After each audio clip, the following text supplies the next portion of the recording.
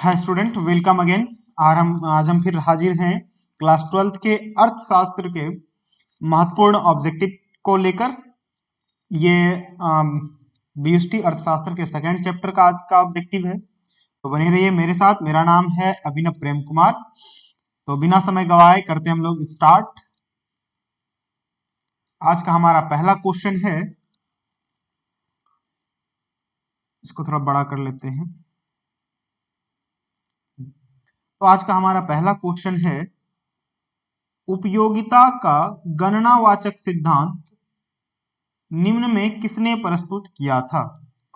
Option है हमारे पास martial, Pigou, Higgs, Samuelson. पहला क्वेश्चन है, उपयोगिता का गणनावाचक सिद्धांत निम्न में किसने प्रस्तुत किया? Number A Marshall, number B Pigou, number C Higgs और नंबर डी सैमुअलसन। तो हमारा आंसर क्या हो जाएगा? मार्शल ने ही सबसे पहले बताया कि उपयोगिता का जो गणनावाचक सिद्धांत है किस तरह से होता है या फिर इसमें क्या है।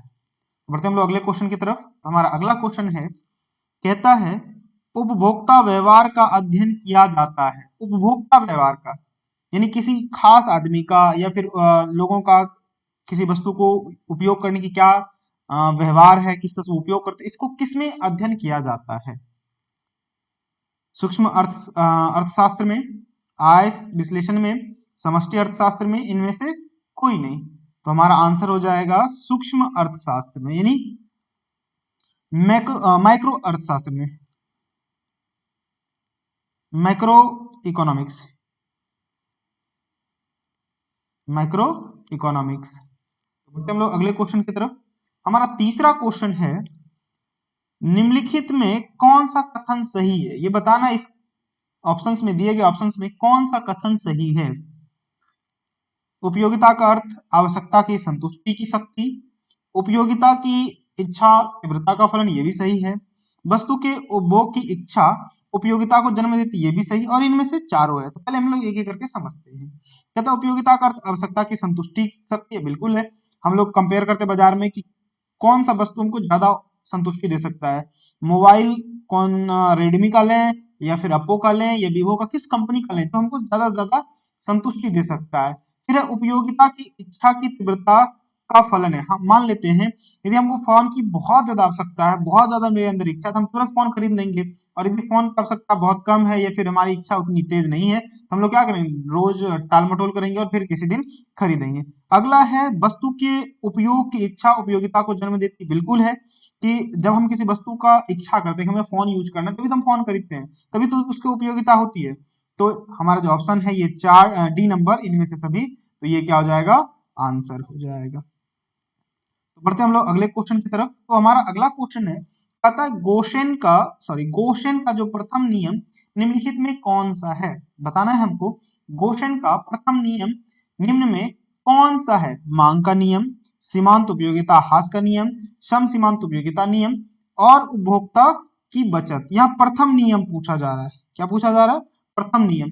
तो हमारा जो आंसर हो जाएगा वो क्या हो जाएगा? सीमांत उपयोगिता ह्रास नियम। जैसे कि हमारे पास 5 रोटी खाना है, मान लेते हम 5 रोटी खाते हैं, तो क्या पहला रोटी जितना खाने पर, जो फर्स्ट रोटी खाते हैं, जितना स्वाद मिलता है, क्या हम उतना ही चाव के साथ, उतना ही मन के साथ 5वां रोटी खाते हैं? तो बिल्कुल नहीं। क्या होता है, जैसे जैसे हम रोटी की संख्या बढ़ते हुए संख्या में खाते जाते हैं, तो उसकी उपयोगिता क्या होती है? कम होती है। हमारे लिए वो कम होते जाता है। जैसे भूख लगी है तो पहली रोटी बहुत ही अच्छा लगता है, फिर दूसरी रोटी उससे थोड़ा सा कम, तीसरी रोटी उससे थोड़ा सा कम, तो इस तरह से होता है। तो हमारा आंसर कौन सा हो जाएगा? B number. बढ़ते हम लोग अगले क्वेश्चन की तरफ। तो कहता है उपयोगिता की निम्न में कौन सी विशेषताएं हैं? बताना है उपयोगिता की कौन सी विशेषता, यानी किसी वस्तु की जो प्रोडक्टिविटी है या फिर उसका जो उपयोगिता है वो किस तरह से है, उसका क्या विशेषता है। उपयोगिता एक मनोवैज्ञानिक धारणा, बिल्कुल। माफ कीजिएगा। उपयोगिता क्या है? एक मनोवैज्ञानिक धारणा, बिल्कुल। उपयोगिता व्यक्तिपरक होती है, हाँ, ये अलग अलग व्यक्तियों के लिए अलग अलग होती है। उपयोगिता का विचार सापेक्षिक है, ये भी है। तो 5 का जो आंसर हो जाएगा वो क्या होगा? इनमें से सभी, यानी ऑप्शन नंबर डी। बढ़ते हम लोग अगले क्वेश्चन की तरफ।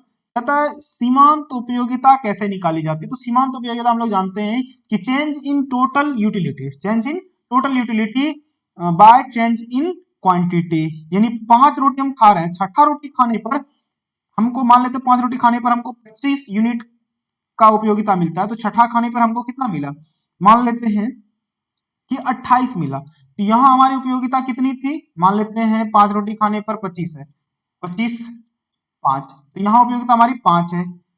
और फिर क्या हुआ, छठा यानी 28 मिल रहा है और 6 है, तो क्या कितना हो जाएगा, नहीं 6 चौक 24, 4 40, 4 36, फिर 40 6 यानी 4.66। तो यहाँ क्या हो रहा है कि जब हम चेंज इन क्वांटिटी, तो चेंज इन, अब इसको देखते हैं कि मार्जिनल यूटिलिटी कैसे निकालेंगे। हमको टोटल यूटिलिटी में कितना चेंज हुआ, 3, क्वांटिटी में कितना चेंज हुआ, 1, तो यहाँ जो यूटिलिटी है वो कितना होगा, 3। तो हम कैसे निकालते हैं, total change, sorry, change in total utility by change in quantity. तो टोटल यूटिलिटी में कितना चेंज हुआ, 3, क्योंकि पहले था 25 फिर 28 हो गया, और पहले 5 रोटी था, अब कितना 6 रोटी हो गया, या 5 यूनिट था तो 6 हो गया। हमारा ऑप्शन नंबर क्या हो जाएगा, ए हो जाएगा। बढ़ते हम लोग अगले क्वेश्चन की तरफ। कहता है जब कुल उपयोगिता धनात्मक होती है, जब कुल उपयोगिता धनात्मक होती है तो सीमांत उपयोगिता, सीमांत उपयोगिता क्या होती है भाई, बताना है, धनात्मक, ऋणात्मक, शून्य, इनमें से तीनों दशाएं फटाफट बताना है। अधिकतम होती है, तो कुल उपयोगिता अधिकतम तभी हो सकती है जब क्या है कि जो सीमांत उपयोगिता है वो क्या है, शून्य होती है। क्या होती है, शून्य होती है। बढ़ते हम लोग अगले क्वेश्चन की तरफ। कहता है निम्नलिखित में कौन सा कथन सही है, निम्नलिखित में कौन सा कथन सही है, जब तक सीमांत उपयोगिता धनात्मक होती है तो कुल उपयोगिता बढ़ती है, बिल्कुल। जब सीमांत उपयोगिता शून्य हो जाती है तो तो तब कुल उपयोगिता अधिकतम होती है, ये भी सही है। जब सीमांत उपयोगिता ऋणात्मक होती है तो कुल उपयोगिता घटने लगती है। ये तीनों बातें क्या है, सही है, तीनों बातें सही है। तो क्या होगा, आंसर नंबर हमारा क्या हो जाएगा, डी। अब देखते हैं 9 नंबर। क्या है, सम सीमांत उपयोगिता, क्या है, सम सीमांत उपयोगिता नियम के विचार के मूल प्रतिपादक कौन थे, ये बताना है। सम सीमांत उपयोगिता नियम के विचार के मूल प्रतिपादक कौन थे, तो आंसर हमारा हो जाएगा गोशेन। क्या हो जाएगा, गोशेन। अगला बढ़ते हम लोग क्वेश्चन की तरफ। उदासीनता वक्र होता है, उदासीनता वक्र होता है मूल बिंदु की ओर उन्नतोदर, मूल बिंदु की ओर अन्नतोदर, अवनतोदर, ए एवं बी दोनों सत्य, इनमें से सभी सत्य। फटाफट बताना है।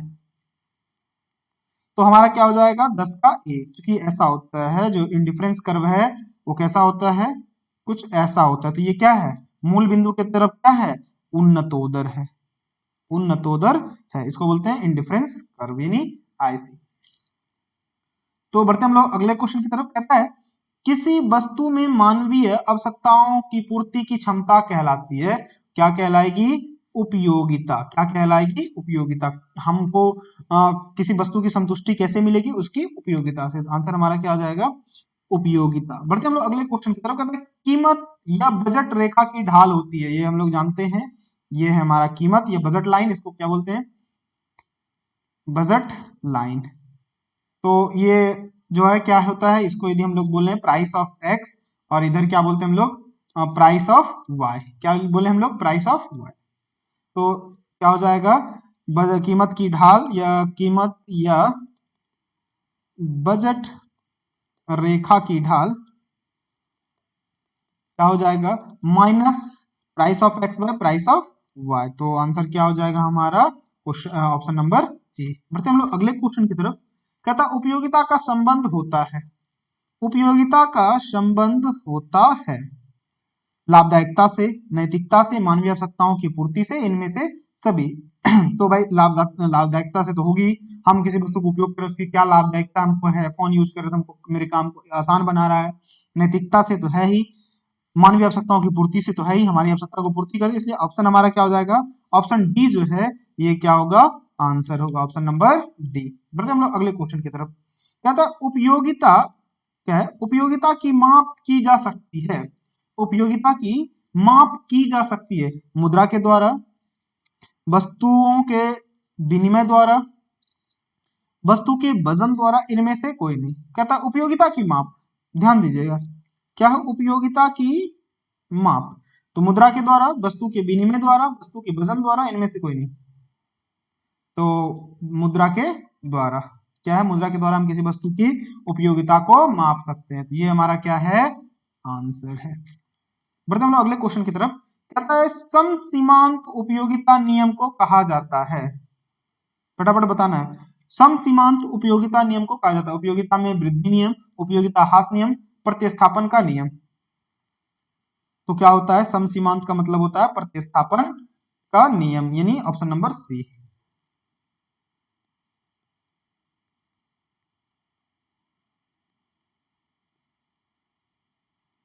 बढ़ते हम लोग अगले क्वेश्चन की तरफ। तो कहता है तटस्थता वक्र,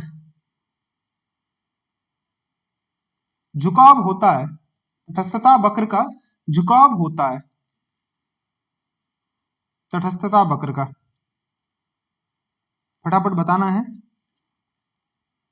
बाएं से दाएं, क्या होता है, बाएं से दाएं, बिल्कुल इधर क्या होता है, बाएं से दाएं।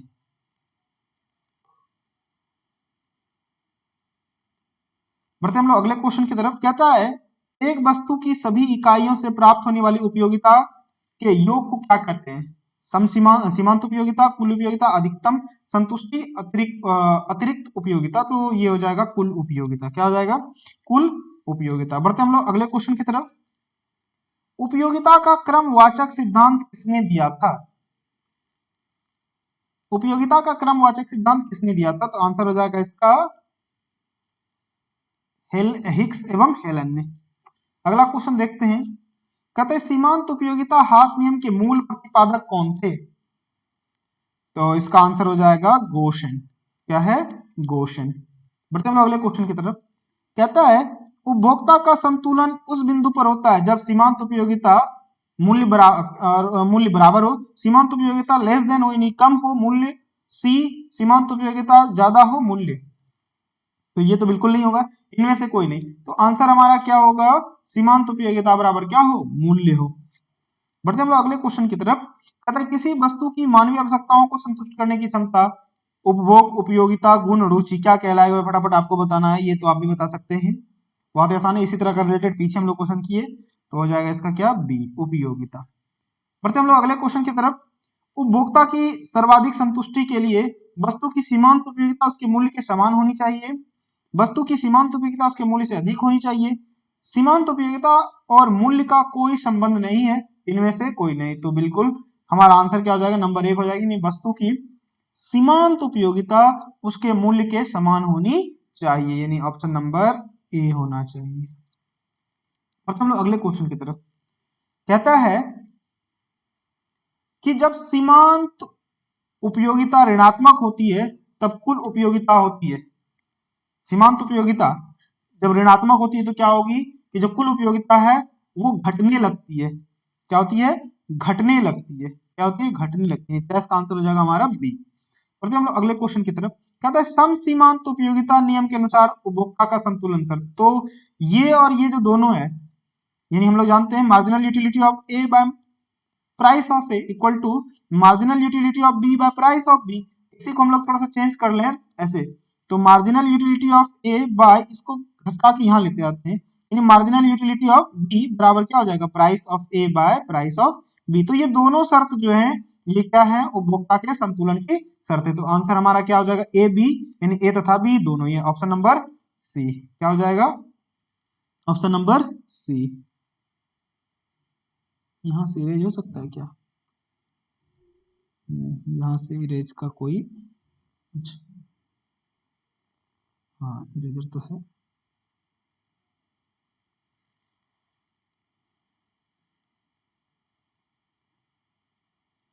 बढ़ते हम लोग अगले क्वेश्चन की तरफ। कहता है मार्शल के अनुसार किसी वस्तु की उपयोगिता को मुद्रा में मापा जा सकता है, मुद्रा में नहीं मापा जा सकता, संख्यात्मक रूप से मापा जा सकता है, ए तथा सी। तो बिल्कुल मुद्रा के में मापा जा सकता है और संख्यात्मक रूप में भी मापा जा सकता है। आंसर जो हमारा वो क्या होगा, वो क्या होगा, डी होगा, यानी 25 का जो आंसर होगा वो क्या होगा, डी होगा, सॉरी ये क्या होगा, डी होगा। बढ़ते हम लोग अगले क्वेश्चन की तरफ। कहता है मांग में कौन सा तत्व निहित होना आवश्यक है, वस्तु की इच्छा, एक निश्चित मूल्य, साधन व्यय करने की तत्परता, इनमें से सभी। तो ये सभी गुण होना चाहिए तभी आप किसी वस्तु को खरीद सकते हैं, अन्यथा आप उस वस्तु को नहीं खरीदेंगे। तो आंसर जो है वो क्या होगा, डी हो जाएगा, ऑप्शन बढ़ते हम लोग 27वें नंबर पर। किसी वक्र की सामान्यतः ढाल होती है, मांग वक्र की सामान्यतः ढाल होती है। तो हम लोग जानते हैं कि भाई ये है हमारा मांग वक्र यानी डी डी। तो क्या है देख रहे हैं, बाएं से दाएं ऊपर की ओर नहीं, बाएं से दाएं किधर, नीचे की ओर है। तो ऑप्शन नंबर क्या हो जाएगा, बी हो जाएगा। बढ़ते हम लोग अगले क्वेश्चन की तरफ। तो अगला क्वेश्चन है, किसी प्रकार की वस्तुओं के मूल्य में कमी होने से मांग में वृद्धि नहीं होता है। कहता है किस प्रकार की वस्तुओं के मूल्य में कमी होने से मांग में वृद्धि नहीं होती है। तो इसका सीधा सीधा आंसर हो जाएगा अनिवार्य वस्तु, क्योंकि अनिवार्य वस्तु से मूल्य पर कोई फर्क नहीं पड़ता है। मूल्य घट भी जाए तो भी हम उतना ही खरीदेंगे और बढ़ भी जाए तो उतना ही आप खरीदेंगे। तो ऑप्शन नंबर हमारा क्या हो जाएगा, ए हो जाएगा। बढ़ते हम लोग अगले क्वेश्चन की तरफ। कहता है मांग को प्रभावित करने वाले तत्व निम्नलिखित में कौन से हैं। मांग को प्रभावित करने वाले निम्नलिखित में से कौन है। कीमत तो है ही बिल्कुल, आय में परिवर्तन। मान लीजिए हम अभी 10,000 कमा रहे हैं, कल 25,000 कमाएंगे तो हम ज्यादा उपभोग करेंगे, ज्यादा डिमांड करेंगे वस्तु पर। और उपभोक्ता की रुचि, मान लीजिए हमको किस वस्तु में रुचि है, कितनी वस्तु खरीदने में रुचि है, ये भी है। तो आंसर जो है इनमें से सभी। बढ़ते हम लोग अगले क्वेश्चन की तरफ। कहता है ऐसी वस्तुएं जिनका एक दूसरे के बदले प्रयोग किया जाता कहलाती है। यानी जिसे मान लेते चाय के बदले कॉफी और कॉफी के बदले चाय करते हैं, तो इसको क्या बोलते हैं हम लोग, अस्थानापन्न वस्तुएं। पूरक वस्तु क्या होता है, जैसे कार है तो उसके लिए जो जरूरी पेट्रोल है वो है उसके लिए पूरक वस्तु। लेकिन जब चाय के बदले हम कॉफी यूज करते हैं, कॉफी के बदले चाय यूज करते हैं, इसको क्या बोलते हैं हम लोग, अस्थानापन्न वस्तु यानी सब्स्टिट्यूशन गुड्स, सब्स्टिट्यूशन गुड्स। तो ऑप्शन नंबर बी हो जाएगा। तो आज के लिए बस इतना ही। ये थे क्लास 12 इकोनॉमिक्स बहुत बहुत इंपॉर्टेंट क्वेश्चन और उसका आंसर एक्सप्लेनेशन, जो कि आपको इस बार के बोर्ड के एग्जाम में काफी मदद पहुंचाएगा। आप इस वीडियो को 2 से 3 बार देखें ताकि आपको सारे ऑब्जेक्टिव याद हो जाएं। आप मेरे चैनल को सब्सक्राइब कर शेयर कर दें ताकि ज्यादा से ज्यादा बच्चा जुड़ सके। और यदि आप 11th क्लास में हैं तो कुछ दिन के बाद आफ्टर 12th के एग्जाम के बाद इसी चैनल पर हम डेली लाइव क्लास आएंगे, उसमें क्वेश्चन को डिस्कस करेंगे, थ्योरीज को डिस्कस करेंगे, सारी जैसे क्लास में पढ़ाई होती है वैसे पढ़ाई करेंगे। तब तक के लिए धन्यवाद। अगेन